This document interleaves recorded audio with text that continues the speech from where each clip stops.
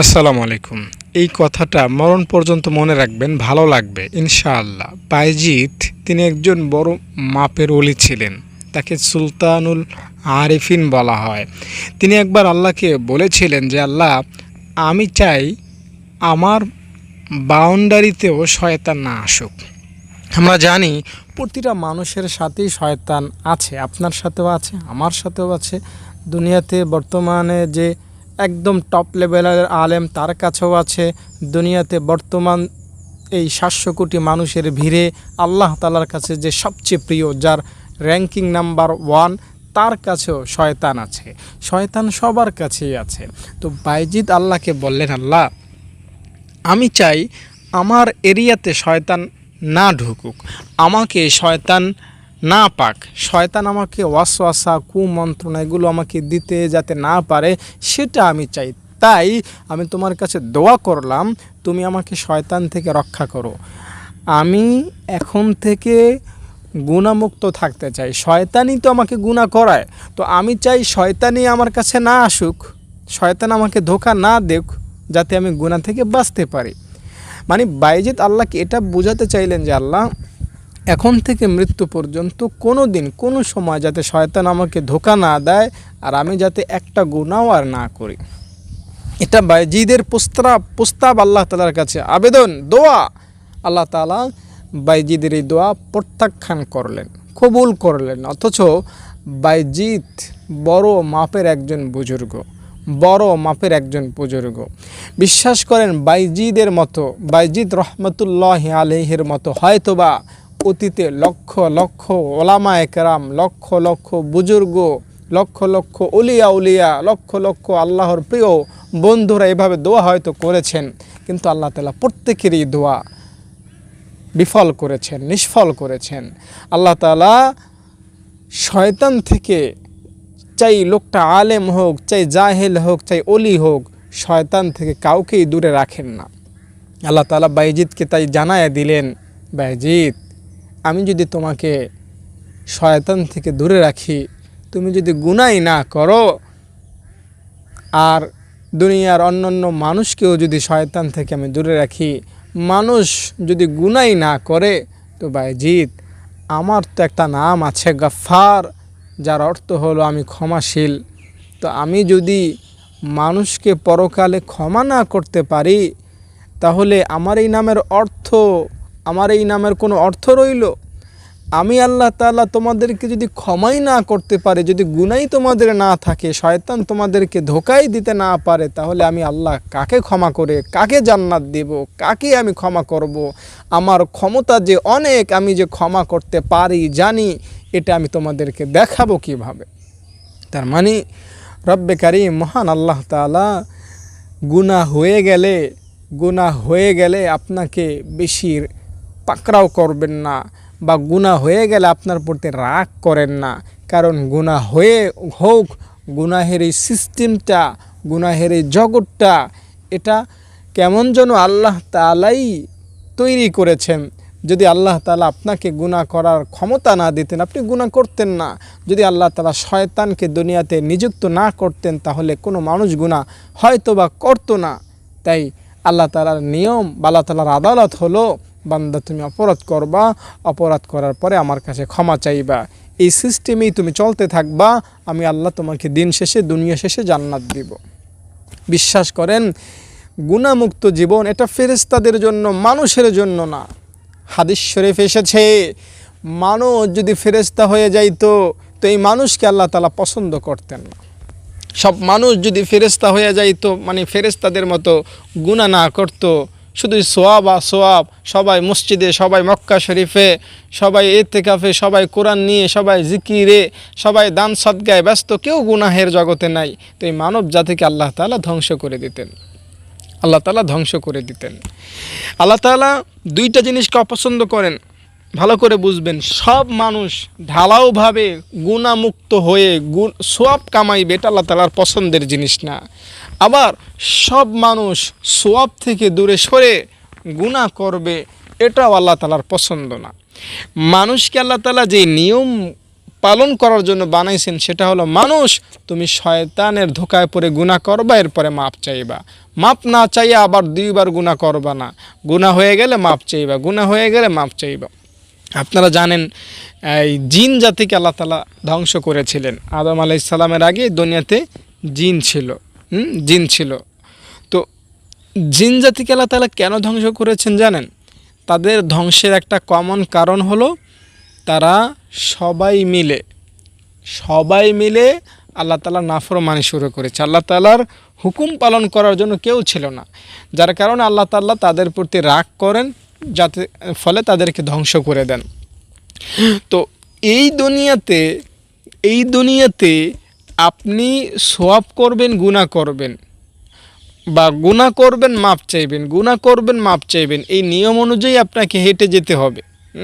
আপনি শয়তান থেকে বাঁচতে পারবেন না, কারণ শয়তানকে আল্লাহ তাআলা পারমিশন দিয়েছেন আপনাকে ধোঁকা দেওয়ার জন্য। তাই শয়তান আপনাকে ধোঁকা দিবে, অসওয়াসা দেবে, কুমন্ত্রণা দেবে, আর আপনি গুনাহ করবেন। এটা খুব স্বাভাবিক। তাই আপনি হতাশ হবেন না। আমি শয়তানের কাছে কেমন যেন একটা অবুঝ বাচ্চার মতো, একটা অবুঝ শিশু, দুগ্ধপোষ্য শিশু, সে কিছুই বোঝে না। তাকে যদি খাওয়ার না দেন সে হাত দিয়ে খেতে পারবে না, মারা যাবে শিশুটা। তো আমরা হলাম শিশুর মতো, আমরা শয়তানের কাছে পারি না। শয়তান আমাদেরকে পরাজিত করে দেয়, ব্যর্থ করে দেয়। তো একটা সময় যদি শিশুর মতো আমরা খাবারের জন্য কান্নাকাটি শুরু করে দিতে পারি, বা অবুঝ হওয়া সত্ত্বেও যদি আল্লাহ তাআলাকে ডাকাডাকি করা শুরু করে দিতে পারি, তাহলে শয়তান যে আমাদেরকে বাড়ে পেয়ে বা নিজের নিয়ন্ত্রণে পেয়ে আমাদেরকে গুনাহ করিয়েছে, তো এই গুনাহ কিন্তু আল্লাহ তাআলা মাফ করে দেবেন। আল্লাহ তাআলা মাফ করতে বড্ড বেশি ভালোবাসেন। আল্লাহ তাআলা ক্ষমা করতে অনেক বেশি ভালোবাসেন। ক্ষমা এটা আল্লাহ তাআলার একটা বিশেষ ভালো লাগার জিনিস। আপনার কাছে হয়তো 1টা 2টা 5টা 10টা ভালো লাগার জিনিস আছে। আপনার কাছে খাওয়া ভালো লাগে, আপনার কাছে গোসল করা ভালো লাগে, পোশাক পরা আপনার কাছে ভালো লাগে, হাঁটা চলা করতে আপনার কাছে ভালো লাগে, মোবাইল দেখতে আপনার কাছে ভালো লাগে, হয়তো বা বই পড়তে আপনার কাছে ভালো লাগে। ভালো লাগার হয়তো আপনার অনেক জিনিস আছে। তো রবের যে সকল ভালো লাগার জিনিস আছে তার মধ্যে অন্যতম শ্রেষ্ঠ একটা ভালো লাগার জিনিস হলো বান্দাকে ক্ষমা করতে পারা, বান্দাকে ক্ষমা করে দেয়া। বান্দাকে ক্ষমা করতে পারলেই আল্লাহ তাআলার ভালো লাগে, বান্দাকে মাফ করতে পারলে আল্লাহ তাআলার ভালো লাগে। বিশ্বাস করেন, একটা কথা আপনাকে বলি, সবাইকে মানানো কঠিন, কিন্তু রবকে মানানো খুব সস্তা, খুব সহজ। মানুষের থেকে ক্ষমা পাওয়া কঠিন, কিন্তু আল্লাহ তাআলার কাছ থেকে মাপ পাওয়া অনেক সহজ। সবাইকে মানানো কঠিন, আর রবকে মানানো খুবই সহজ। রব মহান আল্লাহ তাআলা আপনাকে খুব বেশি যত্নে ভালোবেসে জান্নাতে ঢুকায় দেবেন ইনশাআল্লাহ, যদি আপনি একটু চেষ্টা করেন। দেখুন, আমি আপনাকে আরেকটু পরিষ্কার করি বিষয়টা। আদম আলাইহিস সালাম এবং হাওয়া আলাইহিস সালাম তারা হলেন আমাদের আদি পিতা, আদি মা, ঠিক নয় কি? আদম আলাইহিস সালাম তিনি প্রথম মানুষ এবং তিনি প্রথম নবী এবং তিনি আমাদের আদি পিতা। তার দাপটই হলো অন্যরকম, ঠিক নয় কি? তো এই আদম আলাইহিস সালাম তিনি শয়তানের কাছে শয়তানের যে ধোঁকা, সেই ধোঁকার কাছে কিছুটা হলেও পরাস্ত হয়েছেন। তো একটা বিষয় চিন্তা করেন, আমাদের লিডার, আমাদের পিতা, যিনি নিজেই পারেননি শয়তান থেকে শতভাগ সেফ থাকতে, তো আমরা তো হলাম তার সন্তান। আর তাও আবার তিনি কোথায় ভুলটা করেছেন একটু চিন্তা করেন। জান্নাতে, দুনিয়াতে নয়, কিন্তু জান্নাতে যেখানে গুনাহের কোনো অস্তিত্বই নাই, ঠিক নয় কি? জান্নাতে এই বাজারে ঘাটে, রাস্তাঘাটে যে সকল গুনাহ, দুনিয়াতে ইন্টারনেটে যে গুনাহ, সুদ, ঘুষ, খুন খারাপি, এগুলো কি জান্নাতে আছে? না, জান্নাত তো একটা পবিত্র জায়গা, ঠিক নয় কি? তো ওইখানেই আদম আলাইহিস সালাম শয়তানের কাছে কিছুটা হলেও ব্যর্থ হয়েছেন। তো আমরা আছি গুনাহের সাগরে, আবার শয়তান আমাদের মাথার উপর চেপে বয়েছে। এমনকি আপনি জানেন যে আমাদের প্রত্যেকটা রগের মধ্যে শয়তান ঢুকতে পারে। প্রত্যেকটা রগের মধ্যে শয়তান ঢুকতে পারে। গত ভিডিওতে আপনাদেরকে বলেছি যে অনেক সময় দেখা যায় একটা মানুষকে যখন জিনে ধরে, আপনারা হয়তো অনেক সময় দেখেছেন ভিডিওতে, মনে করেন নার্গিস বেগম, তাকে জিনে ধরেছে। তো সে জিনে ধরার পরে সে যে সকল কাজকর্ম করে, সে আর তার স্বাভাবিক কাজকর্মগুলো করে না। তাকে যদি তার নাম জিজ্ঞেস করা হয়, সে অন্যটা বলে। মানে তার শরীরে জিন প্রবেশ করেছে, এখন সে যা মুখ দিয়ে বলে তা সে আর বলে না, তা ওই জিনটাই বলে। এটা আমি আপনাকে বোঝাইতে পারলাম না, আশা করি বুঝতে পেরেছেন। তাও তো আমাদের শরীরে শয়তান মনে করেন ওইভাবেই প্রবেশ করে। একদম মনে করেন আমার এই ডান হাত আপনি বেঁধে ফেললেন একটা গাছের সাথে, আবার বাম হাতটাও বেঁধে ফেললেন, আবার দুইটা পাও দুইটা শিকল দিয়ে বেঁধে ফেললেন, আবার মাজাটাও বাম দিয়ে ফেললেন এবং তালা দিয়ে ফেললেন, আবার মনে করেন গলাটাও বান দিয়ে ফেললেন। তো দুই হাত, দুই পা, মাজা, পেট, গলা এগুলো যদি আপনি ভালোভাবে বাঁধেন, টাইট করে শিকল দিয়ে তালা মেরে দেন, আমার পক্ষে সম্ভব না আপনার কাছে জয়ী হওয়া, আপনার উপর কোনো কথা বলা, এটা আমার পক্ষে সম্ভব না। আপনি চাইলে আমাকে মারতে পারবেন, চাইলে আমাকে থাপ্পড় দিতে পারবেন, আমার থেকে ডাকাতি করতে পারবেন, চুরি করতে পারবেন, কারণ আমার সকল নিয়ন্ত্রণ আপনার হাতে। যদিও আমার বুদ্ধি আছে, কিন্তু আমি বুদ্ধি যতই করি, এই সব শিকলের তালা ভেঙে আপনার উপর জয়ী হওয়া আমার পক্ষে অনেকটাই অসম্ভব, ঠিক নয় কি? তো শয়তান মনে করেন এই হাত পা শুধু তালা মারে না, আপনার প্রত্যেকটা রগে রগে ঢুকে আছে। তো এই শয়তানের এত অ্যাকশন, এত পাওয়ার রয়েছে, এবং শয়তান খুব সুকৌশলে আপনাকে ধোঁকা দেয়। আপনি মনেই করতে পারবেন না এটা শয়তান ধোঁকা দিয়েছে, মনে করবেন না এটা শয়তান, এটা তো আমিই ভাবছি, এটা তো আমিই করতেছি, শয়তান এখানে আসবে কেন। মানে শয়তান এমনভাবে আপনাকে বাতলায়, এমনভাবে আপনাকে বলে যে ওইটা মনে করেন আপনিই বলতেছেন। তো এজন্য শয়তানের কাছে আমাদের জয়ী হওয়া, শয়তানের কাছে পরাজিত না হওয়া, এটা মানুষ হিসাবে অসম্ভব। তাই হাদিস শরীফে আপনি হয়তো শুনেছেন, জেনেছেন, বা বহুবার আমার মুখ থেকেও শুনেছেন যে প্রত্যেকটা মানুষ গুনাহ করে, প্রত্যেকটা মানুষ শয়তানের কাছে পরাজিত হয়েছে। দুনিয়াতে যত মানুষ আছে, নবী রাসূল আমি বাদ দিলাম, নবী রাসূল ছাড়া দুনিয়াতে আদম আলাইহিস সালামের যত সন্তান এসেছে, আছে, আসবে, প্রত্যেকটা মানুষ শয়তানের কাছে পরাজিত হয়েছে। এমন একটা সিঙ্গেল মানুষ নাই যে শয়তানের কাছে পরাজিত হয় নাই। তাহলে বুঝিয়ে নেন যে শয়তান আসলে কতটা দাপটশালী, শয়তান আসলে কতটা ক্ষমতাধর, যে শয়তানের কাছে কোনো অলি বাদ যায় না, কোনো পীর সাহেব বাদ যায় না, কোনো কোরআন হাফেজ বাদ যায় না, কোনো আলেম ওলামা বাদ যায় না, কোনো মূর্খ বাদ যায় না, কোনো ডাক্তার ইঞ্জিনিয়ার বাদ যায় না, সব মানুষ পরাজিত হয়েছে। তবে আশার বাণী হলো, শয়তানের কাছে পরাজিত হওয়ার মানেই জাহান্নাম না, শয়তানের কাছে পরাজিত হওয়া মানেই জান্নাত থেকে বঞ্চিত হওয়া না। বরং আপনি যদি শয়তানের কাছে কোটি কোটি বার পরাজিত হওয়ার পরেও একবার শয়তানের উপর জয়ী হতে পারেন, তো রব ওই জয়টাকে হাইলাইট করে রাখবেন যে আমার বান্দা শয়তানকে অমুক তারিখে, অমুক দিন, অমুক জায়গায়, অমুক উপলক্ষে শয়তানকে হারিয়ে দিয়েছিল। তো রব ওই বিজয়টাকেই হাইলাইট করবেন, ওই বিজয়টাকে উসিলা বানাইয়াই আপনাকে জান্নাতে ঢুকাই দিবেন। আপনি যে শয়তানের কাছে বারবার পরাজিত হয়েছেন, ওটা আল্লাহ তাআলা গুনাহই ধরবেন না। তাই দেখুন, আরেকটা বিষয় আপনাকে বলি, খুব মজার একটা ইন্টারেস্টিং একটা বিষয়। দুনিয়াটা হলো গুনাহের জায়গা, আর শয়তানও আপনাকে গুনাহের দিকে কি করতেছে, ঠেলতেছে। তো আপনি শয়তানের উপর বিজয়ী হওয়া, এটা কিন্তু সহজ কোনো কাজ না, এটা কঠিন একটা কাজ। শয়তানের উপর বিজয়ী হওয়া, একটা পাহাড় মাথায় নেওয়া সহজ হতে পারে, একটা পাহাড় মাথায় নেওয়া সহজ হতে পারে, কিন্তু শয়তানের উপর বিজয়ী হওয়া আল্লাহ তাআলার রহমত ছাড়া কশ্চিন কালেও সম্ভব না। গোটা আসমান আপনি মাথায় নিতে পারবেন, এটা হয়তো সম্ভব হলেও হতে পারে, কিন্তু আল্লাহ তাআলার রহমত ছাড়া আপনি শয়তানের ধোঁকা থেকে বাঁচবেন, শয়তানের উপর জয়ী হবেন, এটা আপনার পক্ষে সম্ভব না। কারণ শয়তানকে আল্লাহ তাআলা সব ক্ষমতা দিয়েছেন, সকল ক্ষমতা দিয়েছেন। তাই শয়তানের উপর জয়ী হওয়া কোনো দিনও সম্ভব না।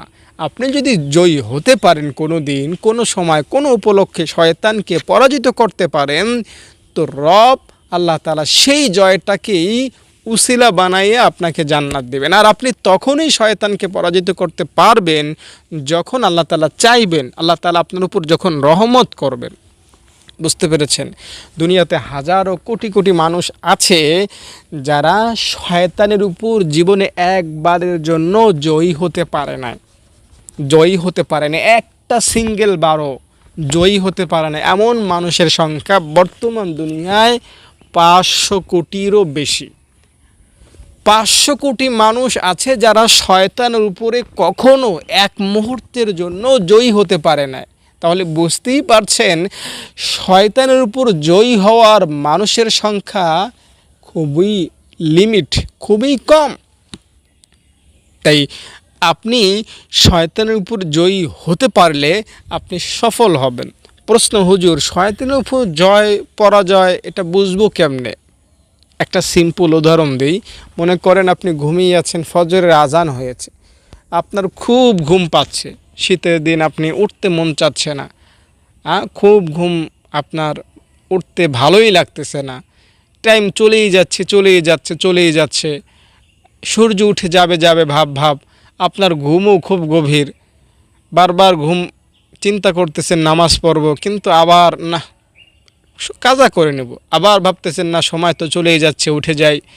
তো এই যে একটা শয়তানের সাথে আপনার যুদ্ধ শুরু হয়েছে, শয়তান আপনাকে ঘুমাচ্ছে, ঘুম পাড়িয়ে দিচ্ছে, আর আপনি চাচ্ছেন উঠতে কিন্তু পারতেছেন না।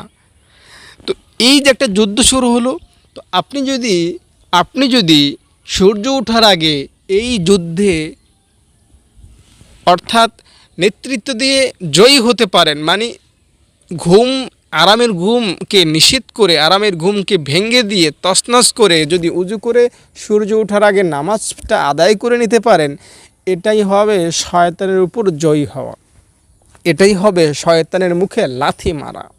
তো আপনি এভাবে কাজকর্ম করবেন, আমল করবেন, আল্লাহ রাব্বুল আলামিন আপনাকে মাফ করবেন, দয়া করবেন, নাজাত দিবেন। মানুষ হিসাবে আমরা ভুল করব, এটা কমন জিনিস, স্বাভাবিক জিনিস, এটা খারাপ কিছু না। কিন্তু ভুল করার পরে আপনি যদি মাপ না চান, এটা হবে আপনার জন্য অপরাধ। দেখুন, আপনি একটা অ্যাক্সিডেন্ট করেছেন, রাস্তা দিয়ে যাচ্ছেন, কেউ একটা ডাকাত এসে মনে করেন আপনাকে ছুরি দিয়েছে, আপনার গলা এখান দিয়ে একটা রক কেটে দিয়েছে, তো আপনি তখন কি করবেন? বাসায় চলে আসবেন আস্তে আস্তে, বাসায় এসে আরাম একটা ঘুম দেবেন, এমনটা করবেন। এমনটা করলে তো ওই ঘুমেই আপনার জীবন শেষ, আর উঠবেন না ঘুম থেকে, ঠিক নয় কি? তো আপনার রক কেটে গিয়েছে, ডাকাত আপনার রক কেটে দিয়েছে, আপনি এখন কি করবেন? আমাকে বলেন, আপনি কি করবেন? বাসায় আসবেন, বা বসে থাকবেন? কি করবেন বলেন? আপনি নিশ্চয়ই, অবশ্যই 100% কোনো না কোনো ডাক্তারের পরামর্শ নেবেন, ডাক্তারের চিকিৎসা গ্রহণ করবেন, ঠিক নয় কি? আপনি গরিব হন চাই ধনী হন, আপনি চাই ছেলে হন চাই মেয়ে হন, গ্রামে থাকেন কিংবা শহরে থাকেন, বিদেশে থাকেন কিংবা দেশে থাকেন, আপনি অবশ্যই ডাক্তারের পরামর্শ নেবেন, ডাক্তারের চিকিৎসা নেবেন। তো এই বিষয়টাতে আমরা বুঝি, আমরা এই বিষয়টাতে একদম পরিপক্ক। আমাকে ডাকাত একটা রক কেটে দিয়েছে, তো আমাকে এখন কোথায় যেতে হবে? বাসায় না, আমাকে যেতে হবে হসপিটালে, আমাকে চিকিৎসা নিতে হবে। এই বিষয়টার মতো যদি আমরা শয়তানের অপকর্ম করার পরে যদি বুঝতাম যে আমাকে শয়তান জিনা করিয়ে ফেললো, কি করি, এই জিনা করার পরে বা একটা নামাজ ছেড়ে দেওয়ার পরে বা একটা সুদ খাওয়ার পরে যদি আমরা ওই গলা কাটা ব্যক্তির মতো চিকিৎসকের মতো যাইতে পারি, মানে আল্লাহ তাআলার কাছে যাইতে পারি, আল্লাহ তাআলার কাছে ক্ষমা চাইতে পারি, মাফ মাফ অবশ্যই মাফ। ওই গলা কাটা ব্যক্তি হয়তো ডাক্তারের কাছে গিয়ে সুস্থ হতেও পারে, নাও হতে পারে, কারণ ডাক্তারের ওই রকমের ক্যাপাসিটি নাই যে তাকে 100% সিওরিটি দিয়ে বাঁচাবে। কিন্তু আমরা এমন একজন রবের গোলাম যিনি আমাদেরকে 100% নিশ্চয়তা দিচ্ছেন যে বান্দা, শয়তানের কাছে তুমি 100% তুমি পরাজিত হবা, বা বারবার তুমি পরাজিত হবা। শয়তান তোমাকে বারবার গলা কেটে দেবে, শয়তান তোমাকে বারবার পরাজিত করবে, বারবার তোমাকে মাটিতে আছড়ে ফেলবে। তুমি যদি একবার কোনোভাবে আমার কাছে আসতে পারো, তো আমি আল্লাহ কথা দিলাম তোমার বারবার পরাজিত হওয়ার গুনাহ, তোমার বারবার কিন্তু গুনাহগুলো আমি মুহূর্তের মধ্যে মাফ করে দেব। কারণ আল্লাহ তাআলার সেই ক্যাপাসিটি আছেন, আল্লাহ তাআলার সেই ক্ষমতা আছে যিনি বান্দাকে মাফ করতে পারেন। আর আল্লাহ তাআলার চিকিৎসা 100% সাকসেসফুল। আল্লাহ তাআলা কোনো বান্দাকে ক্ষমা করতে চাইলে তার এই চাওয়ার পথে বাধা হয়ে শয়তান দাঁড়াতে পারে না। কোনো নবী রাসূলের পক্ষে সম্ভব না। আল্লাহ তাআলা যেটা চান সেটা করেই থাকেন। আল্লাহ তাআলার কাছে কেউ মাফ চাইলে আল্লাহ তাআলা চান তাকে মাফ করতে, তাই এখানে কেউ বাধা হয়ে আসতে পারে না। একটা হাদিসে আছে, বান্দা তুমি গুনাহ করেছো তো আমার কাছে একবার মাফ চাও, আমি আল্লাহ কথা দিলাম তোমাকে মাফ করব এবং আমি কাউকে পরোয়া করব না, একদমই না, কাউকেই ভয় করব না। আমি আল্লাহ তাআলার ক্ষমতা এত যে আমি যদি তোমাকে মাফ করি তাহলে কেউ আমাকে বলতে পারবে না যে আল্লাহ সে এত গুনাহ করেছে তাও সে মাফ পাইলো কেন। এই প্রশ্ন করার ক্ষমতা কারো নাই। আমি আল্লাহ তাআলার কাছে তুমি মাফ চাও, আমি তোমাকে মাফ করব। তো এই ক্ষমার এই আলোচনায় আশা করি আপনি বুঝতে পেরেছেন ক্ষমা আসলে কতটা প্রশস্ত। আচ্ছা, এই যে উপরে আসমানটা দেখতে পাচ্ছেন, আসমানটা অনেক বড়, ঠিক না? আসমানটা অনেক বড়। আসমানটা দেখার জন্য ধনী গরিব, পুরুষ নারী কোনো ভেদাভেদ নেই, সবার জন্যই উন্মুক্ত। দুনিয়াতে আপনি যেথায় থাকেন আসমানটা দেখার জন্য টিকিট কাটতে হবে না, পারমিশন নিতে হবে না, অবশ্যই আপনি দেখতে পারবেন, ঠিক নয় কি? তো এই বিশাল আসমানের চাইতেও বেশি প্রশস্তওয়ালা হইল আল্লাহ তাআলার ক্ষমার সাগর, আল্লাহ তাআলার ক্ষমার যেই দরিয়া, সেটা এই ক্ষমার সাগরে যেই আসবে সেই ক্ষমা পাবে। আসমানের দিকে যেই তাকাবে সেই আসমান দেখতে পাইবে। রবের রহমতের কাছে যেই আসবে, রবের কাছে যেই ক্ষমা চাইবে সেই ক্ষমা পাবে। আরও কিভাবে সহজ করে বলা যায় আমার জানা নাই। তাই আপনি ভুল বুঝবেন না, ভয় পাবেন না, হতাশ হবেন না, কোনো প্রকার চিন্তায় থাকবেন না। শুধু চিন্তা করবেন এখন থেকে আমি কেমনে ভালো কাজ করব। অতীতে কি করে ফেলেছেন, কি হয়ে গিয়েছে ওই নিয়ে বসে থাকেন না। যেটা হয়েছে হয়ে গিয়েছে, এখন সামনে কেমনে ভালোভাবে থাকবেন, সামনে কেমনে গুনাহ থেকে বেঁচে থাকবেন সেটা নিয়ে চিন্তা করেন। আল্লাহ তাআলাকে আপনি সামনের দিনগুলো ভালোভাবে কাটাইয়া দেখান। বিশ্বাস করেন আমি আপনাকে দায়িত্ব নিয়ে বলছি, আপনার দায়িত্ব আমার কাঁধে। আপনার দায়িত্ব নিয়ে আমি বলছি যে আপনি যদি সামনের দিনগুলো ভালোভাবে কাটাইতে পারেন, পেছনের দিনগুলো আপনি যদি হাজারো কুকর্ম করে থাকেন ওইটা আল্লাহ তাআলা দেখবেন না। আল্লাহ তাআলা সামনের দিনগুলোই দেখবেন। আপনি এখন থেকে কি করবেন সেটার উপরেই নির্ভর করবে আপনার জান্নাত না জাহান্নাম। আপনি যদি এখন থেকে ভালো হওয়ার চিন্তা করেন, পরিকল্পনা করেন এবং সেই পরিকল্পনা মাফিক চলার চেষ্টা করেন, আপনি অতীতে মনে করেন আপনার অতীত জীবন 60 বছর 70 বছর, এই 70 বছরে যত আকাম কুকাম করেছেন, যত গুনাহ করেছেন, কোনোগুলোর হিসাবই হবে না। আপনি যদি এখন থেকে ভালোভাবে চলার চেষ্টা করেন, এটা আমি আপনার দায়িত্ব নিয়ে বলছি, কোনো প্রকার কথার কথা না। আমি আপনাকে ভরসা দিচ্ছি, আমি আপনাকে আশ্বস্ত করছি, গ্যারান্টি দিচ্ছি, আপনার সামনের দিনগুলো আপনি ভালোভাবে কাটানোর দায়িত্ব আপনি নেন। পেছনের দিনগুলো আল্লাহ তাআলা মাফ করবেন ইনশাআল্লাহ। তাই বেশি বেশি আল্লাহ তাআলার কাছে ক্ষমা চান। ক্ষমা যে চাইবে সে কেমনে জাহান্নামে যায় বলেন? ক্ষমা যে চাইবে সে কেমনে জাহান্নামে যাবে?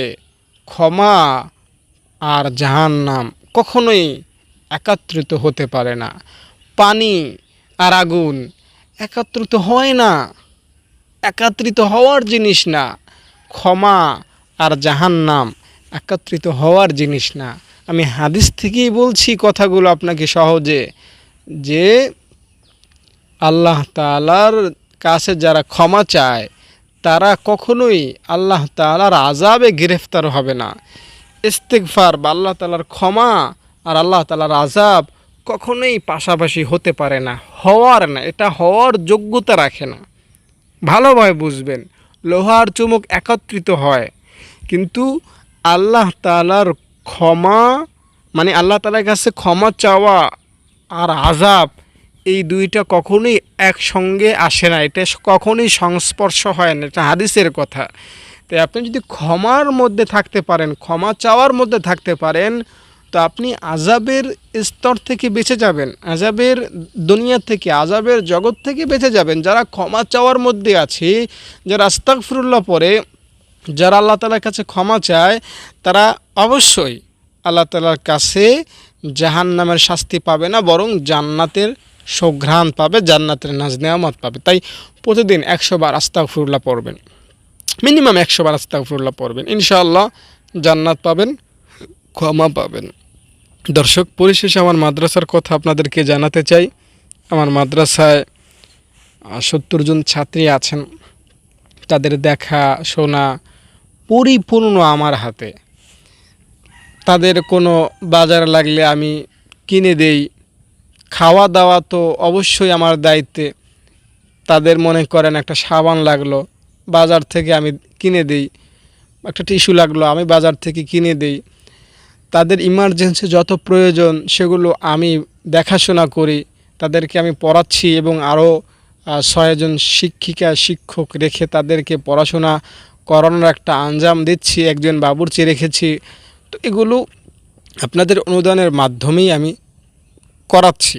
তাই যারা দান করে এসেছেন এতদিন, দান করে যাবেন, আর যারা এখনও দান করেন নাই অবশ্যই আমাদের মাদ্রাসায় আসবেন, যোগাযোগ করবেন। আমি বিশ্বাস করি আপনি আমাদের মাদ্রাসায় দান করবেন যদি সব বিস্তারিত জানতে পারেন। তো আমাদের মাদ্রাসায় এটা অনেক ব্যয়বহুল চলাঞ্চলের মাদ্রাসা, প্রতি মাসে 1.5 থেকে 2 লক্ষ টাকা পর্যন্ত খরচ হয়, সম্পূর্ণটাই আপনারা বহন করে আসছেন এতদিন। তো ভবিষ্যতেও আপনারা এগুলো চলমান রাখবেন, যাতে আমার মাদ্রাসাটা পিছপা না হয়, বন্ধ হয়ে না যায়। কারণ দান বন্ধ হয়ে গেলে তো উপর থেকে, আসমান থেকে খাজানা হয়তো বা ওই রকম আসবে না। যেহেতু এটা মাদ্রাসা প্রতিষ্ঠান, কারো না কারো মাধ্যমে চলবেই, কারো না কারো মাধ্যমে চলবে। আপনি দান না করলে আরেকজন করবে, আমি হুজুর এই মাদ্রাসায় আছি, যদি না থাকি আরেকজন হুজুর আসবে। তো প্রতিষ্ঠান যারা এতিম অসহায় মাদ্রাসায় পড়ে, তাদের পড়াশোনা আল্লাহ তাআলা বন্ধ করেন না, কারো না কারো মাধ্যমে চালাচ্ছেন। অনেকেই আমাকে ফোন করে তারা হয়রান হয়ে যান বা বিস্মিত হয়ে যান যে হুজুর আপনি এটা কেমনে করতেছেন, 1.5-2 লক্ষ টাকা কেমনে জোগাচ্ছেন, প্রতি মাসে 3 বেলা খাবার সকাল দুপুর রাত্রি কেমনে দিচ্ছেন তাদেরকে। মানে হয়রান হয়ে যান। যারা আমার থেকে পরিপূর্ণ মাদ্রাসার ডিটেলস জানেন তারা বিস্ময় প্রকাশ করেন। তো আমি মাদ্রাসার দায়িত্বে আছি, আল্লাহ তাআলা আমার মাধ্যমে চালাচ্ছেন, আপনারা শরীক হন। ইনশাআল্লাহ আমাদের এই দান, আমাদের এই প্রচেষ্টা আমাদের জান্নাতে যাওয়ার পাথেও হবে, জাহান্নাম থেকে মুক্তির কারণ হবে, উসিলা হবে। দর্শক ভালো থাকেন, আসসালামু আলাইকুম। ছাত্রীরা, তোমাদের হাতে কি তোমরা কোরআন শরীফ পড়তে পারো? তোমরা কোরআন কোথায় শিখেছো? এই মাদ্রাসায় পড়তে কোনো টাকা দিতে হয়? আসসালামু আলাইকুম দর্শক, আমি আব্দুল আজিজ, এরা আমার ছাত্রী। আমি এদের থাকা, খাওয়া, বেতন, বিদ্যুৎ বিল, গ্যাস বিল, যেখানে যা আছে এভরিথিং সব কিছু ফ্রি করে দিয়েছি। আমার এই মাদ্রাসার লোকেশন হচ্ছে গ্রাম উত্তর চরডাকাতিয়া, পোস্ট পাতারচর, থানা মুলাদি, জেলা বরিশাল। আল্লাহ তাআলা তার সকল দান কবুল করেন, বলো আমিন। এখানে আমার ছাত্রীদের খাবারের একটা দৃশ্য দেখতে পাচ্ছেন, এখানে বেড়েছি, আর এখানে দেখতে পাচ্ছেন আমার ছাত্রীদের খাবারের দৃশ্য, আমার ছাত্রীরা খাচ্ছে এখানে।